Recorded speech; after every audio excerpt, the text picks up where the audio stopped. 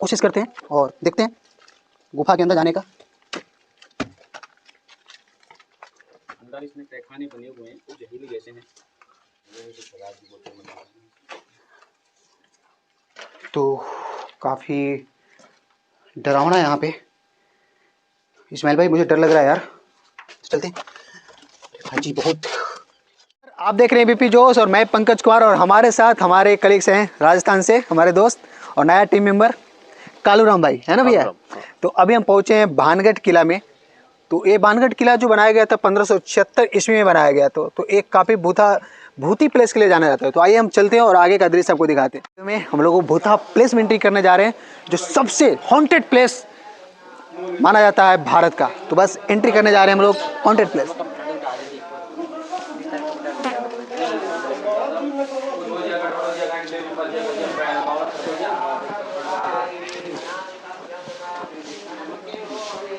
क्या लेना पड़ेगा? टिकट?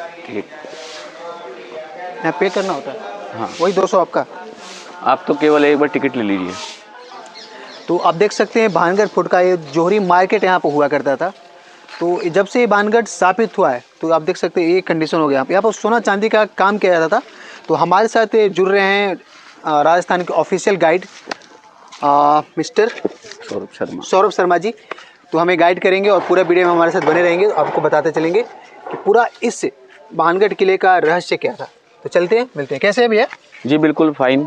चलिए देखिए एशिया का हॉन्टेड वन पैलेस आपके सामने भानगढ़ फोर्ट के रूप में है, जो स्थापित होने के बाद 450 साल पुराना मोनूमेंट, जिसके साथ क्या क्या किंवदंतियाँ जुड़ी हुई है, क्या इनका हिस्ट्री थी, जो आज हम आपको वीडियो के माध्यम से बताएंगे। चलिए धन्यवाद। तो आप ये देख सकते हैं जो एरिया है यहाँ पे, ये ओल्ड जयपुर सिटी के नाम से जाना जाता था। तो जो आमेर का जो राजा थे भगवंत दास ने, उन्होंने इस सिटी को बनाया था। तो अभी आप देख सकते हैं किस कंडीशन में है। जब से ये एरिया स्थापित हो चुका है, भूतों के लिए जाना जाता है, तब से आप इस एरिया को देख सकते हैं जयपुर सिटी का क्या हाल है यहाँ पे। तो हमारे साथ भैया बने, भैया कुछ बताएंगे इसके बारे में? जी, 15वीं सदी के अंदर भगवंत दास नाम के राज्य हुए आमेर में। तो उनके एक बहन थी जोधाबाई, जिनकी शादी अकबर के साथ हो जाती है। भगवंत दास के 2 पुत्र हुए मान सिंह और माधो सिंह। तो भगवंत दास के कार्यकाल में ही 1556 से 1605 में मोनूमेंट बन के पूरा तैयार हुआ। जब आमेर की रियासत मान सिंह के हाथों में आती है, तो उन्होंने अपने छोटे भाई के लिए भी एक रियासत देने को सोचा, कुछ राज्य का हिस्सा देने को सोचा, जिसमें भानगढ़ फोर्ट आता है। तो 19 गाँव की एक जागीर उनको प्रदान कर दी और उनको ये भानगढ़ फोर्ट सौंप दिया। सामने जो आप देख रहे हैं वो नर्तकों की हवेली कही जाती है। 2 मंजिला ये इमारत, जिसके ऊपर आज भी छत नहीं है। और जब इसके बारे में कहते हैं कि नेगेटिव एनर्जी जब यहाँ हावी होती है, तो इधर से घुंघरूओं की आवाज़ आज भी सुनाई देती है, क्योंकि नेगेटिव एनर्जी का जो समय रहता है 10 बजे के बाद ही होता है। अध्यात्म से अगर आप जोड़ें तो 10 से और 4 बजे का समय नाइट में नेगेटिव एनर्जी का होता है। सामने जो आप 4 दुकानें देख रहे हैं, ये इत्र और तेल की फेमस दुकानें हुआ करती थी, जिनका साथ में इतिहास जुड़ा हुआ है। 4 दुकानें हुआ करता था, जो इत्र और तेल की दुकानें हुआ करती थी। मतलब यहाँ पे दुकानें करते थे और राजा महाराजा जितनी उनकी पत्नियाँ थी आती थी, खरीदती थी यहाँ पे। तो देखिए कितनी हमारी पुरानी सभ्यता अभी भी है। तो और आगे हम लोग दिखाते चलेंगे आपको। पूरी जो मार्केट है, यहाँ की जितनी भी दुकानें हैं, ये 2 मंजिला हुआ करती थी, जिसका देखो अवशेष आपको सामने दिख रहे हैं। कुछ अवशेष बचे हुए हैं 2 मंजिला के। और इन दुकानों के अंदर भी हम जाके आगे देखेंगे कि देखो ये दुकानों के ऊपर जाने के लिए सीढ़ियाँ बची हुई हैं। तो ये जो वीरान दुकानें पड़ी हैं आज, जो अपनी 450 साल पुरानी दास्तां बयां करती हैं, इन चूड़ी मार्केट को 3 स्टेप में बांटा गया था। ये मतलब चूड़ी मार्केट है। यहाँ पे ये करण अर्जुन मूवी को शूट किया गया था यहाँ पे, आर्टिफिशियल बनाकर। आर्टिफिशियल उस समय इसको बना के चूड़ी मार्केट को सजाया गया था। और यहाँ से वो सलमान खान, शाहरुख खान चूड़ियाँ खरीद गए। तो एक सीन होता है जिसमें खान में से वो पत्थर तोड़ के पेमेंट लेते हैं और चूड़ी मार्केट में आके चूड़ियाँ खरीदते हैं। उसके बाद फिर वो दौड़ लगाते हैं अपनी माँ के पास पहुँचने के लिए, उनको चूड़ियाँ पहनाने के लिए। तो हम आगे वो मंदिर भी देखेंगे जहाँ पे उनकी माँ बैठी हुई थी, और जहाँ से वो सीढ़ियाँ चढ़ के उनके चरणों में चूड़ियों को रख देते हैं। तो और एक छोटी भट्टी हुआ करती थी, क्योंकि लाख की चूड़ियों को पिघलाने के लिए कम ईंधन की आवश्यकता होती है। इसके अलावा आप देखेंगे एक स्टेप पीछे बना हुआ है, तो वो स्टोर रूम का काम करता था। स्टोर रूम का काम करने के बाद जैसे कोई मार्केटिंग के लिए कोई चूड़ी खरीदने के लिए आता, तो ये जो पहली स्टेप आपको दिख रही है, पहली स्टेप में चूड़ियों की मार्केटिंग होती थी।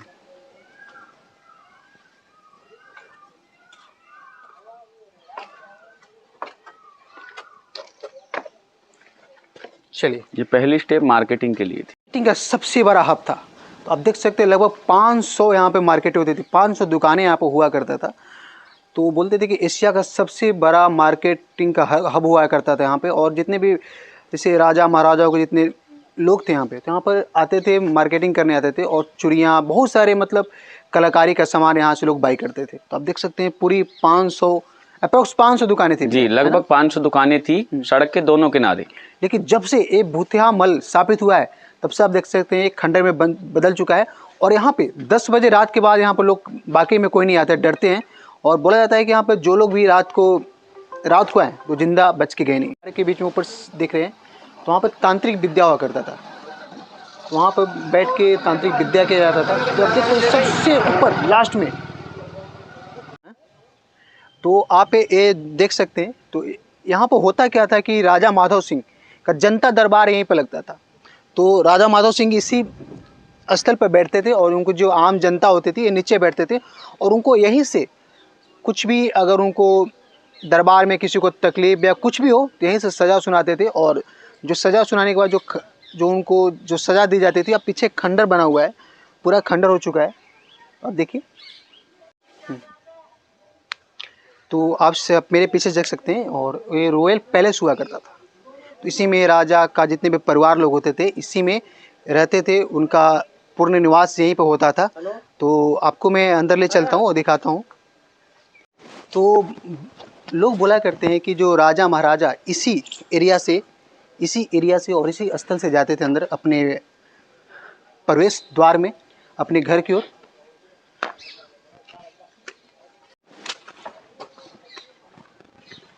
है कि रानी जो रत्नावती थी और महाराजा माधव सिंह इस छत पे आते थे और देखते थे आसपास का लोग कैसे यहाँ पे जी रहे हैं, कैसा माहौल है, लोग कैसे रह रहे हैं, मतलब। और जो सबसे ऊपर गुंबद आपको गुंबद पर दिख रहा है, वहाँ पर सैनिकों का अड्डा होता था कि कोई अटैक करे तो वहाँ से दिख जाए कि कोई हमें अटैक करने वाला है। देख सकते हैं जो बगीचा है यहाँ पे, तो बोला जाता है कि यहाँ पर जो रानियाँ होती थी, रानी रत्नावती, तो इसी बगीचा में घूमने आती थी, टहलने आती थी। और वहाँ पर आप देख सकते हैं झंडा रखा हुआ है, वहाँ पे एक झंडा गड़ा हुआ है 2-3 से। तो वहाँ पे एक बोलते हैं कि अभी भी काली शक्ति, यहाँ पॉजिटिव एनर्जी को लोग वहाँ पे आते हैं और कोशिश करते हैं उस पॉजिटिव एनर्जी को जानने के बारे में। तो वहाँ जस्ट देखिए, वहाँ पे जैसे हम लोग जस्ट बैक आए हैं इंटर किए, तो यहाँ पर थोड़ी सी महक आ रही है। लोग बोला जाता है यहाँ पर जब कोई नेगेटिव एनर्जी होती है तो यहाँ पर चमगादड़ का प्रवेश ज़्यादा हो जाता है। तो यहाँ पर पूरे एरिया में इतनी बहुत ज़्यादा दुर्गंध आ रही है। तो यहाँ पर बोला जाता है कि यहाँ पे नेगेटिव एनर्जी पाया जाता है। ये आपको चमगादड़ लटकी हुई, काटेगा तो नहीं ना भैया? अरे नहीं। तो पूरी खंडर एरिया है यहाँ पे। ऊपर घुमा दे, ऊपर घुमा, अरे ऊपर दिखा दो, हाँ अंदर जाओ। तो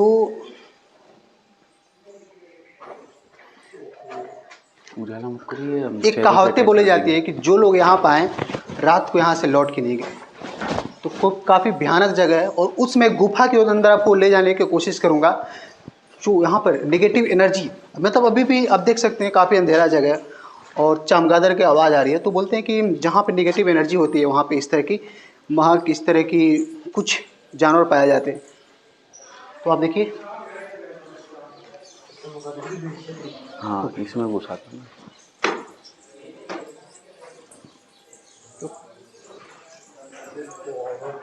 पूरा इसमें आप देख लीजिए, पूरी लाइट जला सकते हैं भैया? अटैक कर सकते हैं चेहरे पे। हाँ ठीक। तो देखिए अब चमगादड़ पीछे पूरा चमगादड़ है। तो हम आपको अंदर लाइट नहीं दिखा सकते क्योंकि अगर हम लोग दिखाएंगे तो यहाँ पर अटैक कर सकता है चेहरे के ऊपर। दिखाना उधर उधर उधर। देख लीजिए आप, पूरी चमगादड़ से भरा पड़ा है, लाइट पूरी। बोलते हैं निगेटिव एनर्जी यहाँ पाया जाता है। यहाँ पे कहता है कि यहाँ पे सूर्यास्त होने के बाद अगर कोई आता है तो या तो मित्र मरा हुआ पाया जाता है, या तो मेंटल डिसऑर्डर हो जाता है, मतलब पागल हो जाते हैं। तो पूरी भानगढ़ कोड यहाँ पर स्थापित हो चुका है। और हम लोग ऊपर जो सबसे अभी जो बचा हुआ श्रेष्ठ है एरिया, हम सबसे ऊपर यहाँ पर आ गए हैं, तो देख सकते हैं। तो पूरी स्थापित एरिया है। सूर्यास्त के बाद यहाँ पर आना बिल्कुल अलाउ नहीं है, क्योंकि यहाँ पे जो भी आया सूर्यास्त के बाद कभी वो बच के नहीं गया, या तो पागल हो जाएगा या तो मित्र पाया जाएगा। तो काफ़ी रिस्की है यहाँ पे है। और कुछ तहखाने आर्टिकोलॉजिकल डिपार्टमेंट ने बंद करवा दिए, क्योंकि आप उसमें अगर जाएंगे तो कुछ ऐसी जहरीली गैसें हैं जो जहरीली गैस लगने के बाद वहाँ से लोग बच के नहीं आते। तो कुछ तहखाने हैं, कुछ गुफाएं हैं जो मैं जाने का कोशिश करूंगा, और अंदर जाते हैं, क्योंकि डर तो हमें भी लग रहा है। लोग बोलेगा आप मत जाओ वहाँ पे, अभी भी रिस्क है काफ़ी वहाँ पे, क्योंकि यहाँ पे कुछ भी घटनाएं हो सकती है। लेकिन अगर रिस्क लिया है, अगर आए हैं, तो आपको हम दिखाने का कोशिश पूरी तरह से करेंगे। तो आइए चलते उस गुफाओं की ओर। अभी हम लोग थोड़ा सा, लोग बोल रहे हैं कि आप अंदर मत जाइए, तो आप देख सकते हैं गुफा या तहखाना भी बोल सकते हैं आप इसको। तो काफ़ी डरावना है, लोग बोल रहे हैं अंदर मत जाओ, रिस्क हो सकता है यहाँ पे काफ़ी। तो हम लोग देखते हैं, रिस्क लेते हैं, जितना कोशिश करें अंदर जाने की, क्योंकि यहाँ पे बोला जाता है कि जहरीली गैसें, कुछ नेगेटिव एनर्जी है यहाँ पर होती है। तो अभी भी लोग बोल रहे हैं कि मत जाओ भाई, बड़ा रिस्क है यहाँ पे। लेकिन भाई रिस्क तो लेंगे हम लोग, तो कोशिश करते हैं और देखते हैं गुफा के अंदर जाने का। अंदर इसमें तहखाने बने हुए हैं, कुछ जहरीली गैसें हैं।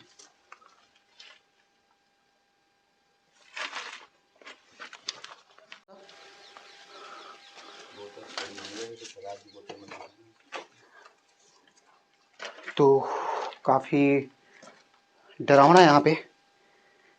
इस्माइल भाई मुझे डर लग रहा है यार, काफ़ी अंदर है गुफा। तो देखिए हम लोग कितना रिस्क लेकर अंदर यहाँ पे आए हैं, काफ़ी डर लग रहा है यहाँ पे। तो भाई अंदर जाएं या नहीं जाएं? रहने देना। तो कोशिश करते हैं। यहाँ पे बोला जाता है कि रात को नेगेटिव एनर्जी यहाँ पे पूरी तरह से प्रभावित हो जाती है, तो ज़्यादा रिस्क, यहीं तक हम लोग जा सकते हैं, अंदर नहीं जा सकते हैं। चलते हैं भाई जी। बहुत ज़्यादा भैया थोड़ा बताएंगे इस मतलब कहानी का रियल जो रहस्य है, लोग यहाँ पे क्यों आने से डरते हैं?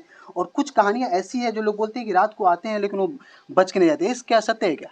जी बिल्कुल ऐसा सत्य है, क्योंकि ऐसी काफ़ी घटनाएं हुई हैं। तमाम घटनाएं आप देखोगे यूट्यूब चैनल्स पे या फिर गूगल्स पे, आपको ऐसी 2019 से पहले जब यहाँ सुरक्षाएं नहीं थी, यहाँ गार्ड्स नहीं थे, तो काफ़ी लोग ऐसे चले आते थे। और जो आप देख रहे हैं अभी गुफा आपने देखी, कुछ नीचे अंदर तहखाने बने हुए हैं, उनके अंदर भी जहरीली गैसें हैं। क्योंकि पुराना मोनूमेंट जितना बंद कमरे में रहेगा, उधर हवा नहीं जाती तो कुछ गैसें बन जाती हैं। तो कुछ तो गैस का शिकार हो गई। कुछ का कहना ये है कि रात को यानी कि सरिस्का के पास का ये एरिया है तो लेपर्ड का शिकार हो गई, और कुछ का मानना है कि नेगेटिव एनर्जी का शिकार हो गई।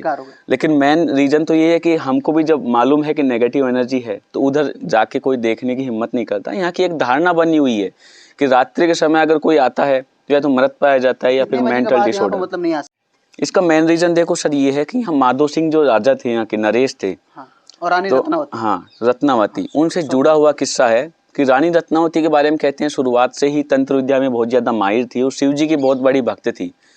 तो जब उनकी शादी होकर इस राज्य के अंदर वो आती हैं तो राजा को मालूम चलता है शिव जी के भक्त हैं, उनके लिए सोमेश्वर मंदिर का निर्माण करवाया। उसके पास में एक जलाशय का निर्माण करवाया जहाँ से वो जल लेके शिव जी की आराधना कर सके। उनके लिए विशेष तौर पे इनकी 2.5 मंजिल से ऊपर जो मंजिलें थी उनमें जहाँ राजा और रानी का निवास स्थान रहता था, वहाँ से उनके ही कक्ष से एक सुरंग का निर्माण भी करवाया जो सीधा सोमेश्वर मंदिर में खुलती थी, जहाँ से वो अपनी आराधना आराम से कर सके।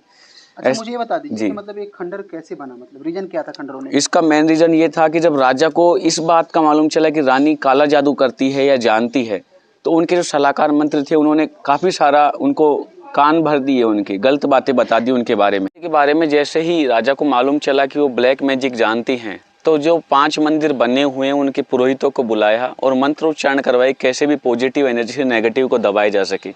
ऐसा कहते हैं कि वो प्रयास विफल हो गया। उसके बाद बंगाल से एक अच्छा, लोग क्यों बोलते हैं कि रानी रत्नावती मतलब निगेटिव एनर्जी क्यों करती थी, मतलब क्या कारण था? काला जादू देखो एक तंत्र विद्या ही होती है, एक साधना होती है। अब लोग उसको अगर गलत तरीके से यूज लें तो वो बिल्कुल गलत हो गया, नेगेटिव की तरफ चला गया। अगर उसी को साइन माने अच्छे कामों में उसको काम में ले रहे हैं तो वो पॉजिटिव की तरफ चला जाता है। ये लोगों की आस्था है कि धर्म के ऊपर वो किस तरीके से विश्वास रखते हैं। ओके, ठीक है, और कंटिन्यू कीजिए इसको। तो ऐसा कहते हैं कि बंगाल से एक सिंधिया सेवड़ा नाम का तांत्रिक को बुलाया गया। तो आपने जो मोनोमेंट ऊपर देखा, जो सबसे ऊपर जी जो गुफा था, सबसे जी बाहर के ऊपर, हाँ, वो वॉचिंग टावर हुआ करता था। वो बाद में तांत्रिक को दे दिया गया। इसके बाद में कि तांत्रिक की छतरी उसका नाम रख दिया, उसको तांत्रिक की छतरी के नाम से बुलाते हैं। तो जो तांत्रिक था उसने रानी रत्नावती के बारे में जानने के लिए सोमेश्वर मंदिर जो आपको पीछे दिख रहा है हमारे, वहाँ पे जाके वो सुबह के समय खड़ा हो जाता है। रानी रत्नावती जैसे ही जल लेने के लिए आती है तो पानी में परछाई देख के वो उसके ऊपर मोहित हो जाता है और वहाँ से षड्यंत्र की शुरुआत करता है कि किसी भी तरीके से रानी को मेरे को पाना है। ऐसा कहते हैं कि इत्र और तेल की जो दुकानें थी फेमस, वहाँ से दासी के हाथों तेल आया करता था एक विशेष किस्म का, जो रानी उनको बालों में लगाने के काम लेती थी। कहानी ये था कि जो तांत्रिक था काफी मतलब तंत्र विद्या, निगेटिव एनर्जी, पॉजिटिव एनर्जी के लिए जाने जाते थे। तो उनका कोशिश था कि अगर हमारे पास निगेटिव एनर्जी है तो जो रानी रत्नावती उनके ऊपर निगेटिव एनर्जी का प्रभाव डाला जाए, कुछ पॉजिटिव एनर्जी का प्रभाव डाला जाए, ताकि वो हमारा मतलब पीछे आकर्षित हो जाए। हाँ, और हमसे अट्रैक्शन बढ़ जाए और हमसे कुछ मतलब जो बोलते हैं ना सबोंग क्रिया, और काफ़ी ज़्यादा उनका तांत्रिक चाहता ही था कि मैं उनको वशीकरण में कर लूँ, अपना सम्मोहन में कर लूँ, अपने तरफ अट्रैक्ट कर लूँ। उसके बाद भैया फिर क्या हुआ था? फिर ऐसा हुआ कि जो दासी के हाथों से तेल जाया करता था, इत्र और तेल जाया करता था रानी के लिए। तो एक दिन दासी के रास्ते में आके उसने दासी को रोक लिया और तेल का प्याला अपने हाथ में लेके उसके ऊपर सम्मोहन विद्या कर दी।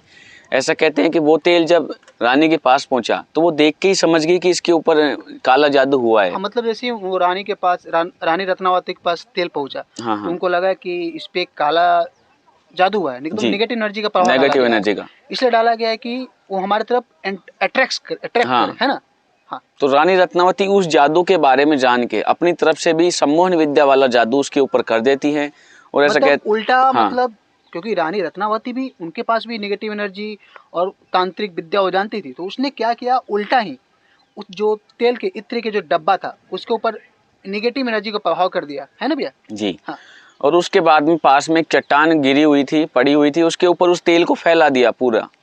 ऐसा कहते हैं कि तांत्रिक सोच रहा था कि जैसे ही नेगेटिव एनर्जी हावी होगी रात्रि के समय तो रानी रत्नावती अट्रैक्शन के कारण मेरे पास आ जाएंगी, लेकिन हुआ उसका विपरीत। वो चट्टान धीरे धीरे सड़क के तांत्रिक के ऊपर ही जाके गिरी, क्योंकि उसके ऊपर डबल पावर मैजिक काम कर रहा था, अट्रैक्शन विद्या वाला। उसके बाद जब तांत्रिक के प्राण निकलने वाले थे शरीर से तो उस भानगढ़ नगरी को उन्होंने बिल्कुल वीरान अवस्था में बदल दिया। श्राप ऐसा दिया कि भानगढ़ नगरी पूरी तरीके से नष्ट हो जाएगी, यहाँ की जो पॉपुलेशन है अकाल मृत्यु को प्राप्त हो जाएगी और वापस जन्म नहीं ले पाएगी। आज जो आप जानते हैं भानगढ़ को भूतों की नगरी के बारे में, तो उसका यही रहस्य है कि वो लोग आज ही मोक्ष की प्राप्ति के लिए घूम रहे हैं। मेरा तांत्रिक ने बोला है कि कभी भी पुनर्निर्माण ये जो किला है नहीं हो पाएगा, इसलिए बोलते हैं कि यहाँ भी जितनी भी आत्माएं हैं भटकती रहती है आसपास में। तो इसलिए मैं बोलता हूँ कि सूर्यास्त होने के बाद मत आइए, काफ़ी श्रापित एरिया, जंगली जानवर यहाँ पे, काफ़ी निगेटिव एनर्जी है और कुछ ऐसी गैस भी है जो आपको यहाँ पे अट्रैक्ट कर सकता है। तो मिलते हैं अगले शूट में, धन्यवाद।